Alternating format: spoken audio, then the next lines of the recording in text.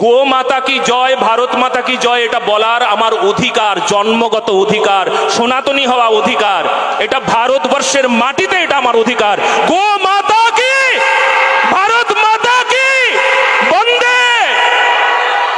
জয় শ্রীরাম, জয় শ্রীরাম, জয় শ্রীরাম, জয় শ্রীরাম, জয় শ্রীরাম, জয় শ্রীরাম, জয় শ্রীরাম, জয় শ্রীরাম। জয় শ্রীরাম বলা কি অপরাধ? গোমাতা কি জয় কবে থেকে রাজনৈতিক স্লোগান হলো? তাহলে কেন বলা যাবে না জয় শ্রীরাম ধ্বনি? কেন বলতে পারবেন না গোমাতা কি জয়? বললেই হুমকির মুখে পড়তে হবে। সম্প্রতি এক ভাগবত পাঠককে কার্যত চিরকুটে লিখে হুমকি দিলেন তৃণমূল সমর্থক। গোমাতা কি জয় এটা বলবেন না, ভারত মাতা কি জয় এটা বলার দরকার নেই, এটা পারবো না, আমাকে কোনোদিন আপনারা নিয়ে আসবেন না। এটা বলতে পারেন যে রাজনৈতিক কারোর নাম নেবেন না, এতে আপনাদের সমস্যা হতে পারেন।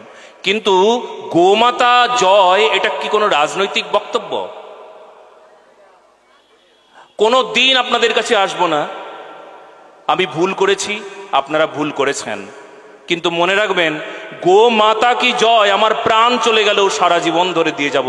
ভারত মাতা কি জয় এটা ভারত মায়ের নামের জয়ধ্বনি দেব। এটা যদি আপনারা কখনো বলেন কেউ, তাহলে এটা কোনোদিনও মানতে রাজি না। সম্প্রতি ভাগবত পাঠ অনুষ্ঠানের একটি ভিডিও শেয়ার করেন রাজ্যের বিরোধী দলনেতা শুভেন্দু অধিকারী, যেখানে সেই ভাগবত পাঠক এক ধর্মীয় অনুষ্ঠানে কার্যত তিতি বিরক্ত হয়ে একটি চিরকুট পড়ছিলেন।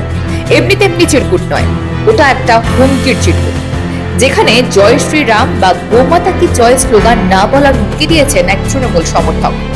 অন্য কোথাও নয়, এই ঘটনা ঘটেছে পশ্চিমবঙ্গের বুকে, খোদ কলকাতা শহরে। আমি চাই আপনারা ক্ষমা চাইবেন। গোমাতা কি জয়, ভারত মাতা কি জয় এটা বলার অধিকার নাই, আপনারা রাষ্ট্রদ্রোহী হয়ে যাচ্ছেন। কিন্তু ভারত মাতা কি জয় এটা বলবো না, এটা পারবো না, এটা আমার হৃদয়। জয় শ্রীরাধে। খুব সাবধান, আপনারা কিন্তু মনে ভাববেন না যেন কোনো কীর্তনিয়াকে নিয়ে এসেছি আমাদের ইশারায় নাচবে গাইবে, এরকম নয়। একজন সনাতনী, একজন দেশপ্রেমিককে আপনারা নিয়ে এসেছেন, যে সমাজের সংস্কার চায়, দেশের সংস্কার চায়, রাষ্ট্রকে তৈরি করতে চায়, রাষ্ট্র ভাবনা, দেশ ভাবনা সকলের হৃদয়ে পরিপূর্ণ করতে চায়, এমন একজন ব্যক্তিকে নিয়ে এসেছেন আপনারা। বলো না গো রাধে রাধে। তবে যেমনি ওল তেমনি বাঘা তেঁতুল, প্রত্যুত্তরে গলা হাঁকিয়ে মঞ্চ থেকেই গো মাতা কি জয় বলে হুঙ্কার দিলেন ওই ভাগবত পাঠক। গো মাতা কি জয়, ভারত মাতা কি জয় এটা বলার আমার অধিকার, জন্মগত অধিকার, সনাতনী হওয়া অধিকার। এটা ভারতবর্ষের মাটিতে এটা আমার অধিকার।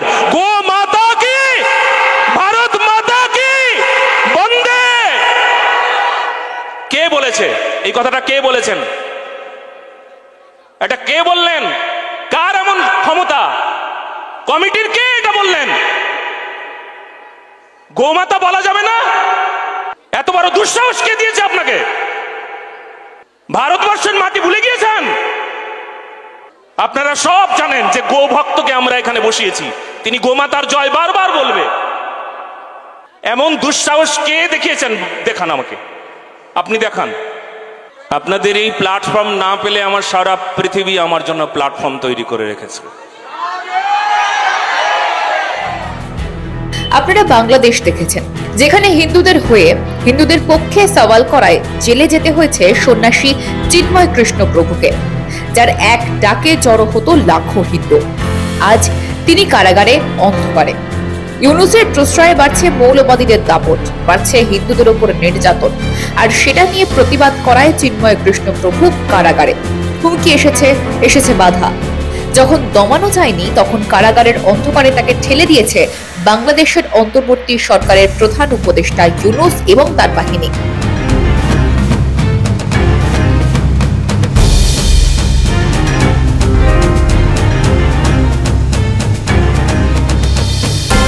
পশ্চিমবঙ্গের বুকেও কি একই মহল নজরে আসছে? বাক স্বাধীনতা হননের চেষ্টা, তাহলে প্রকাশ্যে চিরকুটে লিখে হুমকি দেওয়ার স্পর্ধা এই পশ্চিমবঙ্গের মাটিতে দাঁড়িয়ে কিভাবে কেউ পেতে পারে? জয় শ্রীরাম ধ্বনিকে কিভাবে রাজনৈতিক বলে দাগিয়ে দেওয়া যায়, উস্কানিমূলক বলে দাগিয়ে দেওয়া যায়? নাকি রাজ্যের শাসক দলের কোনো নেতা বা মেয়রের মুখ থেকে বেরোলে সেই বক্তব্য বেফাঁস, কিন্তু সনাতন ধর্মের পৃষ্ঠপোষক হলে তার বক্তব্য উস্কানিমূলক? এই দ্বিচারিতা কেন? এভাবে কতদিন? কট্টর মৌলবাদের জিগির কি পশ্চিমবঙ্গ মাথাচাড়া দিচ্ছে? রাজ্যের শাসক দলের মদতে তা প্রশ্রয় পাচ্ছে সে তো স্পষ্ট। না হলে ধর্মীয় সভায় রাজনৈতিক হুমকির চিটকুট আসেই বা কিভাবে? প্রশ্ন সাধারণ মানুষের। ব্যুরো রিপোর্ট, মাধ্যম। গো মাতা কি জয়, ভারত মাতা কি জয় এটা বলার আমার অধিকার, জন্মগত অধিকার, সনাতনী হওয়া অধিকার। এটা ভারতবর্ষের মাটিতে এটা আমার অধিকার। গো মাতা